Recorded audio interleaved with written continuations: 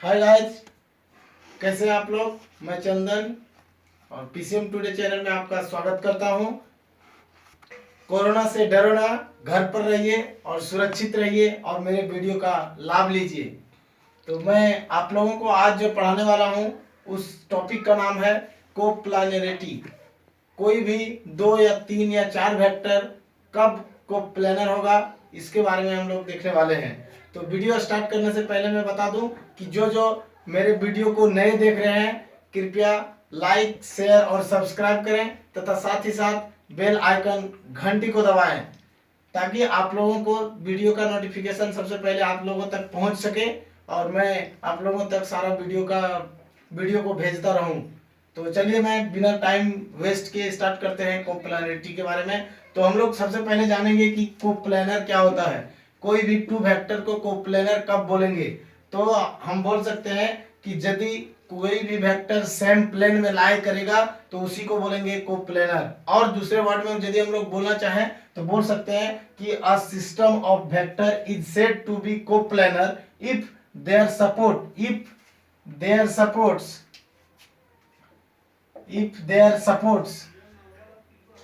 supports are parallel to same plane। जब एक system of vector को हम लोग को प्लेनर तभी बोलेंगे जब उनके सपोर्ट्स जो होगा वो सेम पैरेलल होगा, सेम उसी प्लेन के पैरेलल होगा, तो उसको बोलेंगे हम लोग को प्लेनर। यानी कोई भी 2 वेक्टर जो हो सकता है, कोई भी 2 यदि वेक्टर दिया हुआ है तो हमेशा कोप्लेनर ही होगा। 3 वेक्टर यदि होगा तो उसके लिए हम लोग चेक करेंगे कि वो कोप्लेनर होगा या नहीं होगा। 4 वेक्टर दिया रहेगा तो हम लोग उसके लिए भी चेक करेंगे कि कोप्लेनर है या नहीं। लेकिन यदि 2 वेक्टर का बात होगा तो 2 वेक्टर हमेशा कोप्लेनर होगा। इसका मतलब any 2 vectors are always coplanar. ये हम लोग देख लिए। अब कोप्लेनर से बेसिस कुछ थ्योरम के बारे में हम लोग बात करते हैं। जो पहला थ्योरम बोल रहा है कि let vector A and vector B two given non zero non collinear vector. A और बी जो है नॉन जीरो भी है और नॉन कोलिनियर वेक्टर भी है। देन एनी वेक्टर आर, एक तीसरा वेक्टर है जो आर है, वो कोप्लेनर है किसके साथ, ए एंड बी के साथ। Can be uniquely expressed as R is equal to X A vector plus Y B vector. इसका मतलब ए यदि तीनों वेक्टर, 2 वेक्टर नॉन जीरो और नॉन कोलिनियर था ए एंड बी, और आर जो तीसरा वेक्टर है वो ए बी के साथ क्या है, कोप्लेनर है, मतलब सेम प्लेन में है, तो हम लोग यूनिकली मतलब एक तरह से डिनोट कर सकते हैं R is equal to X A vector plus Y B vector. इसी को हम लोगों को प्रूव करना है। हम लोग देखते हैं कि इसको कैसे करेंगे। तो सपोज करते हैं लॉ ऑफ पैरेललोग्राम यहाँ यूज करेंगे और law of triangle, law of addition use करेंगे। तो सपोज करते हैं ओ ए वेक्टर को हम लोग ले लेते हैं, O A is equal to A vector. और ये चीज भी हम लोग लिख सकते हैं कि let A vector plus A vector and B vector are two given non zero and non collinear vector. यहाँ लिखा हुआ है इसलिए मैं नहीं लिख रहा हूँ, हम लोग डायरेक्ट लिखते हैं। तो हम लोग लिख सकते हैं कि let O A is equal to vector A and O B is equal to vector B. अब क्या है, देखो हम कोलिनियर का केस बताए थे, ओ एम और बी क्या है, कोलिनियर है।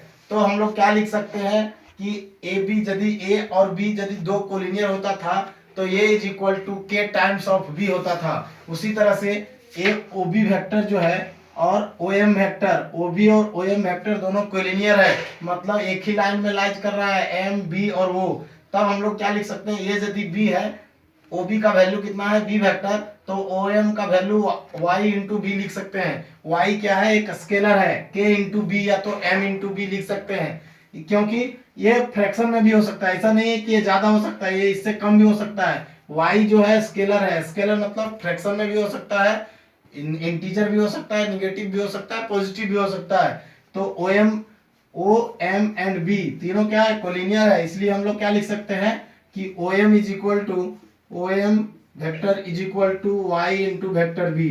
एक्स और वाई जो है वो स्केलर कांस्टेंट है। सिमिलरली इसी तरह से O A is equal to A vector है, तो O L A point L है, तो O L is equal to X into A लिख सकते हैं। क्यों?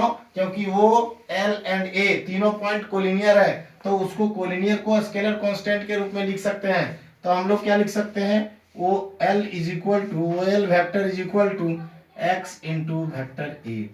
अब हम लोग ट्रायंगल लॉ ऑफ एडिशन, अच्छा एक चीज और मैं बता दूं कि ओ एम पैरेललोग्राम में क्या होता है कि यदि डायरेक्शन सेम होगा तो पैरेललोग्राम का अपोजिट जो साइड है वो दोनों क्या होगा, एडजेसेंट साइड सेम होगा उसका। तो ये वाई बी है, O M is equal to Y B, तो L P is equal to also Y B होगा। तो L P vector is equal to Y B vector होगा। अब हम लोग क्या कर सकते हैं, triangle law of addition use कर सकते हैं। हम लोग लिख सकते हैं O L vector plus L P vector बराबर ओ पी वेक्टर, हम लोग यहां से लिख सकते हैं। अब ओ पी वेक्टर मतलब क्या होगा, आर वेक्टर। ओपी मतलब क्या सपोज किए हैं, आर। आर वेक्टर हम लोग सपोज किए हैं, ओ एल का वैल्यू अभी हम लोग कहाँ क्या है, एक्स ए वेक्टर, एक्स इंटू ए वेक्टर प्लस अब क्या है एलपी, एलपी का वैल्यू क्या है, वाई बी वेक्टर। यहाँ से triangle law of addition use हो रहा है कि नहीं वो देखते हैं। क्या बोले थे, कभी भी एडिशन कब कर पाएंगे, जब पहला वेक्टर का फाइनल पॉइंट और दूसरा वेक्टर का इनिशियल पॉइंट सेम होगा। ये भी एल है और ये भी एल है, दोनों सेम है, तभी तो ट्रायंगल लॉ ऑफ एडिशन हो सकता है। तो ओ एल एल एल ये एक ही पॉइंट हो गया, तो क्या बच गया, ओपी वेक्टर। तो ये ट्रायंगल लॉ हो गया।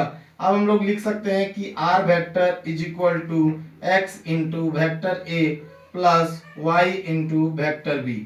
ये हम लोगों को पता चल गया। अब हम लोगों को कुछ चेंजिंग करना है। अब यहाँ बोला है कि A and B can be uniquely expressed. Uniquely मतलब यूनिकलेस के लिए we have to proof uniqueness, for uniqueness, unique या तो यूनिकलेस, यूनिक, यूनिक के बारे में देख रहे हैं। जब यूनिक के बारे में देख रहे हैं तो हम लोग क्या कर सकते हैं, ये स्केलर का वैल्यू को चेंज कर सकते हैं। मतलब स्केलर वैल्यू यदि हम लोग ले लें, अभी यहाँ है एक्स वाई, एक्स और वाई है, यदि सपोज करते हैं x1 और y1, तो भी हम लोग क्या लिख सकते हैं, r is equal to x1 A vector plus y1 B vector. ये हो गया इक्वेशन नंबर 2, और इसको हम लोग सपोज कर लेते हैं इक्वेशन नंबर 1। अब क्या कर, तो इक्वेशन 1 और 2 में देखते हैं कि लेफ्ट साइड इक्वल है, मतलब r वेक्टर दिया हुआ है। तो इसके लिए हम बोल रहे थे अभी क्या, फॉर यूनिक, यूनिक रिप्रेजेंटेशन भी इसको बोल सकते हैं हम लोग, रिप्रेजेंटेशन। तो ये क्या होगा, जब इक्वेशन 1 और 2 में r इक्वल है लेफ्ट साइड में, तो ये दोनों भी इक्वल होगा। इसका मतलब हम लोग लिख सकते हैं कि x vector a plus y vector b is equal to x1 vector a plus y1 vector b। अब ये दोनों साइड में यदि a के कोफिशिएंट, वेक्टर a के कोफिशिएंट और y के कोफिशिएंट वेक्टर b के कोफिशिएंट से कंपेयर करते हैं, तो आ जाएगा हम लोगों का, कंपेयर नहीं करते, पहले हम लोग क्या कर सकते हैं, a को एक साइड ले आते हैं, x minus x1 into vector a plus y minus y1 into vector b is equal to 0 vector. अब क्या हो गया, ये वाला चीज में जो पहले बोला हुआ है कि non zero and non collinear, non zero और नॉन कोलिनियर के लिए हम लोग पहले क्लास में क्या देखे हैं कि यदि नॉन कोलिनियर होता है तो क्या होता है, जो कोफिशिएंट x और y होता है उसका वैल्यू 0 होता है। कोफिशिएंट x और y जिसका वैल्यू क्या होता है, 0 होता है। मतलब हम लोग लिख सकते हैं कि x minus x1 is equal to 0 and y minus y1 is equal to also 0। तब आ गया हम लोगों को x is equal to x1। उसके बाद सेकेंड जो होगा मेरा, तो y minus y1 is equal to 0 में क्या आ जाएगा, y is equal to y1। इसका मतलब मेरा यही प्रूफ तो यही हो चुका है मेरा, लेकिन बात यूनिक के लिए बात हो रहा था, यूनिक रिप्रेजेंटेशन के लिए। तब क्या किया, r is equal to x1 और x2, x1 और x2 को जब हम लोग ये किए सपोज किए हैं, तो क्या हुआ कि x1 और y1, यहाँ x और y दोनों इक्वल हो गया, x is equal to x1 आ गया और y is equal to y1 आ गया। तब हम लोग को पता चल गया कि ये यूनिक है, मतलब जो भी स्केलर होगा उसको यदि r is equal to x into x vector, x1 vector into A vector, x1 into A vector plus y1 into b vector के रूप में रिप्रेजेंट करते हैं, तो वे स्केलर जो मान लिए हैं पहले से और जो अभी मान रहे हैं वो दोनों स्केलर का वैल्यू सेम होगा। इसका मतलब वो दोनों स्केलर का वैल्यू यूनिक होगा, इसलिए बोला है uniquely expressed as r is equal to x vector a x into vector A plus Y into vector B. ये हो गया पहला थ्योरम। इसके बाद में दूसरा थ्योरम, जिस तरह से कोलिनियरिटी का थ्योरम देख रहे थे उसी तरह से हम लोग नेक्स्ट देखने वाले हैं। इसी का कुछ अपोजिट थ्योरम कुछ बताने वाला हूँ, चलिए देखते हैं उसको। तो ये क्वेश्चन को देखते हैं, ये थ्योरम है। सेकंड थ्योरम जो बोल रहा है, क्या बोल रहा है कि prove that a necessary and sufficient condition for there three vectors a b and c to be coplanar. मतलब हम लोगों को प्रूव करना है कि a b and c three vectors क्या होगा, कोप्लेनर होगा। Is that there exist scalar m l m and n not all zero simultaneously. मतलब ये तीनों सभी एक बार ही जीरो नहीं होंगे, सच दैट इस प्रकार से कि l a vector plus m b vector plus n c vector is equal to zero. तो इसको प्रूव करने के लिए सबसे पहले हम लोग क्या कर सकते हैं, हम लोग सपोज कर लेते हैं कि a b and c are क्या है, कोप्लेनर है। अभी हम लोग मान लेते हैं कि आपस में तीन वेक्टर क्या है, कोप्लेनर है। अभी हम लोग देखे थे कि यदि तीन वेक्टर कोप्लेनर होते हैं, सपोज करो ये एक वेक्टर था वो कोप्लेनर था, तो क्या था, एक्स ए vector plus Y B vector. R को linear combination of other two vector के रूप में हम लोग लिख सकते हैं।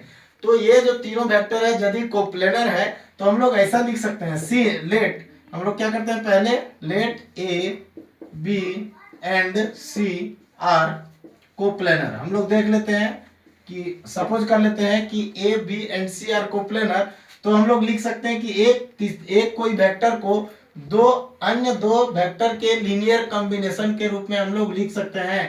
तो हम लोग सपोज करते हैं vector c is equal to, हम लोग लिख सकते हैं कि x into vector a plus y into vector b। ये चीज हम लोग लिख लिए। अब इसको यदि हम लोग लिखना चाहें तो हम लोग इधर इसको c को भी इधर ले आते हैं, तो हम लोग लिख सकते हैं x vector a plus y vector b minus c vector is equal to 0 vector. ये इक्वेशन 1 है। अब हम लोग क्या कर सकते हैं, जो ये चीज दिया हुआ है, ये क्या दिया हुआ है, L into A vector plus m into b vector plus n into c vector is equal to 0 vector. ये इक्वेशन सेकंड है।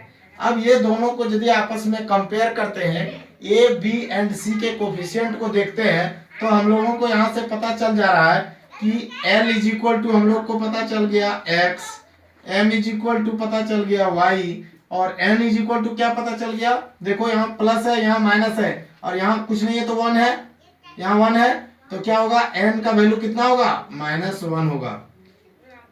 ये हम लोगों को पता चल गया यदि हम लोग को प्लेनर मान लिए हैं तब। अब हम लोगों को प्लेनर मानने के बाद अब हम लोग क्या कर सकते हैं कि ये इक्वेशन को देख रहे हैं और ये इक्वेशन को यदि देखेंगे तो हम लोग इसको लिख सकते हैं। ये इक्वेशन जो है, ये इक्वेशन को हम लोग क्या लिख सकते हैं कि n इंटू सी वेक्टर, यदि इफ हम लोग बोला है यहाँ कि नॉट ऑल जीरो साइमल्टेनियसली, कि c को यदि हम लोग देख रहे हैं कि तीनों l m n, यदि n does not is equal to 0 है, हम लोग ये कंडीशन पहला ले रहे हैं कि n 0 के इक्वल नहीं है, तो ये इक्वेशन को देख रहे हैं जो दिया हुआ है, ये क्या दिया हुआ है, l into vector a plus m into vector b plus n into vector c is equal to 0। अब हम लोग क्या कर सकते हैं, ये n इंटू सी वेक्टर को एक साइड रखते हैं, n into vector c is equal to minus of l into vector a minus of m into vector b। और क्या कर सकते हैं, यदि n 0 नहीं है, वही केस जो लीनियर कोलिनियर के बारे में देख रहे थे, 0 नहीं है तो ये इसको नीचे ले आ सकते हैं। यदि 0 हो जाता तो इंफिनिटी का केस हो जाता, यहाँ 0 नहीं है तो हम लोग लिख सकते हैं vector c is equal to minus of l by n into vector a plus minus of m by n into vector b। ये चीज हम लोग को पता चल गया, c is equal to minus l by n into vector a plus minus m by n vector b। m को minus को अंदर ले गए हैं इसलिए। अब इसका मतलब हम लोगों को क्या पता चल गया कि vector c is equal to capital x vector A plus capital y vector b. मतलब सी वेक्टर को हम लोग other two vector A and B के लीनियर कॉम्बिनेशन के रूप में लिख सकते हैं।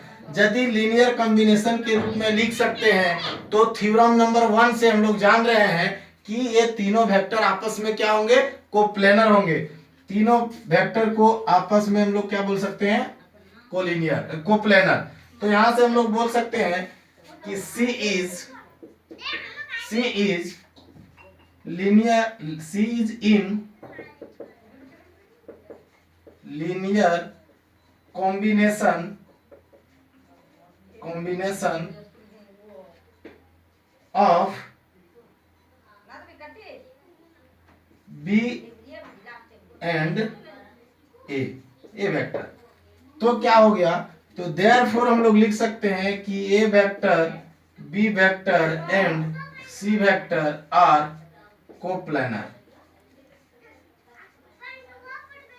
अब हम लोग को पता चल गया कि कोई भी यदि वेक्टर को एक वेक्टर को अदर टू वेक्टर के लीनियर कॉम्बिनेशन के रूप में यदि हम लोग लिख पाएंगे तो वो तीनों वेक्टर जो होगा आपस में कोप्लेनर होगा। ये प्रूफ हो गया हम लोगों को। अब जो इससे थोड़ा सा छोटा और बहुत ज्यादा इंपॉर्टेंट थ्योरम है उसके बारे में अब हम लोग नेक्स्ट डिस्कस करते हैं कि वो क्या बताना चाहता है और वो क्या हम लोगों को निर्देश देना चाहता है। तो चलिए देखते हैं। ये थ्योरम जो है ये क्या बोलना चाह रहा है कि ये if A, B, C vectors are non-zero and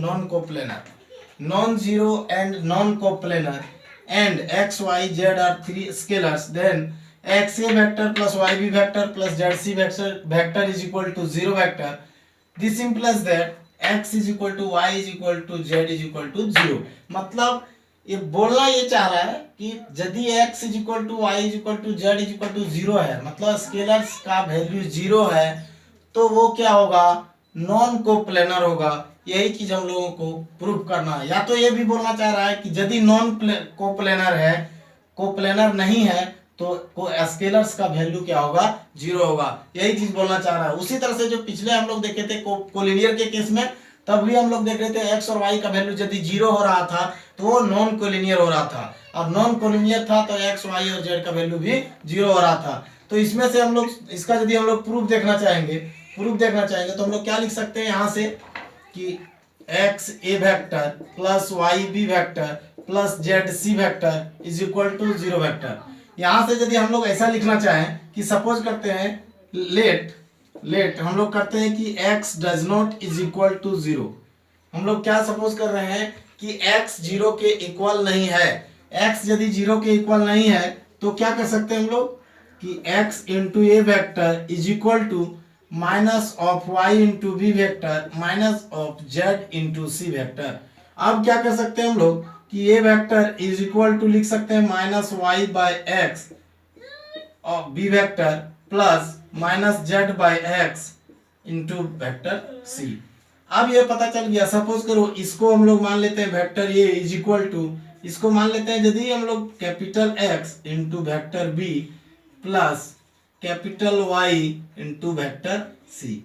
अब ये क्या पता चला, इससे हम लोगों को क्या पता चल गया, इससे यदि ये देखना चाहे तो हम लोग क्या पता चला कि ये वेक्टर को बी वेक्टर और सी वेक्टर के लीनियर कॉम्बिनेशन के रूप में लिख पा रहे हैं। लेकिन कब लिख पा रहे हैं, जब x इज इक्वल टू 0 नहीं है तब। जब x इज इक्वल टू 0 नहीं है तभी ये लिख पा रहे हैं। देयरफॉर क्या यहां से क्या लिख सकते हैं कि a b and c are coplanar. कब, जब x does not equal to 0 है तब। बट क्वेश्चन में या तो थ्योरम में क्या बोल रहा है कि x क्या है, 0 के इक्वल है, y भी 0 के इक्वल है और z 0 के इक्वल है। इसी प्रकार से यदि हम लोग y का वैल्यू 0 नहीं लेंगे तो ऐसा ही लीनियर कॉम्बिनेशन होगा।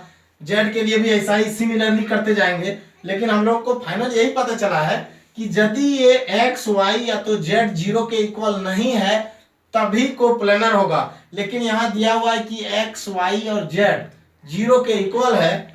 Since x is equal to 0, y is equal to 0 and z is equal to 0 है, therefore a b and c are non coplanar. क्या होना चाहिए होगा नॉन कोप्लेनर। ये हम लोगों को पता चल गया। ये यदि जीरो नहीं है तब, ये कोप्लेनर कब हुआ है, जब जीरो नहीं है तब। जब जीरो आ गया तो ये इसका कॉन्ट्राडिक्शन हो गया। क्या हो गया, कॉन्ट्राडिक्शन। कॉन्ट्राडिक्शन हो गया कि इसका अपोजिट, जब जीरो हो रहा था तो ये नहीं जीरो हो रहा था तो कोप्लेनर था। अब यहाँ जीरो जो थ्योरम में बोल रहा है तो ऑब्वियसली बात है कि नॉन कोप्लेनर होगा। अब आइए हम देखते हैं इससे बेसिस क्वेश्चन, जो कोप्लेनर से बेसिस क्वेश्चन होगा। तो देखते हैं वो क्वेश्चन क्या बोलना चाहता है और उसका आंसर कैसे हम लोग फाइंड आउट कर पाते हैं। तो ये क्वेश्चन क्या बोल रहा है कि so that A vector minus 2b vector plus 3c vector. A एक पूरा वेक्टर का कॉम्बिनेशन दिया हुआ है। नेक्स्ट बोला a minus 3b plus 5c vector and minus 2a plus 3b minus 4c vector are coplanar. ये चीज को, ये तीनों वेक्टर्स जो दिए हुए हैं उसको क्या प्रूव करना है कि ये तीनों क्या है, आपस में कोप्लेनर है।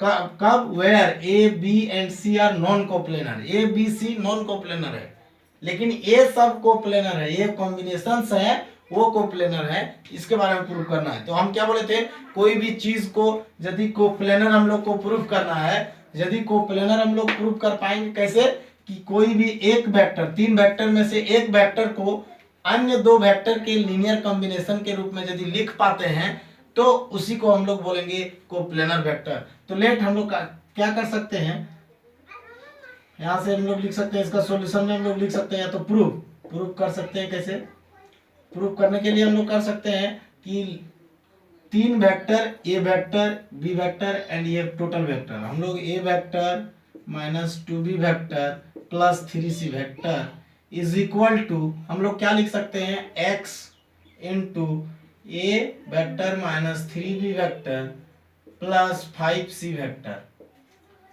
प्लस कैपिटल Y सपोज करो हम लोग ले रहे हैं minus 2a vector minus plus 3b vector minus 4c vector. ये क्या हुआ कि यदि if A vector and a vector are coplanar then this can be written. हम लोग ये यदि तीनों कोप्लेनर होगा तो हम लोग इसको लिख सकते हैं। लेकिन x y और z, x और y जो लिए हम लोग क्या लिए हैं, where x and capital Y जो लिए हैं r क्या है, स्केलर्स है। ये स्केलर्स कुछ वैल्यू होंगे। तो x और y का वैल्यू हम लोग तीन वैल्यू निकाले, जो भी निकलेगा उसके बारे में हम लोग आगे देखते हैं। अब क्या कर सकते हैं हम लोग, यहां से ये लिखते हैं लेफ्ट साइड में क्या है, a minus 2b plus 3c vector.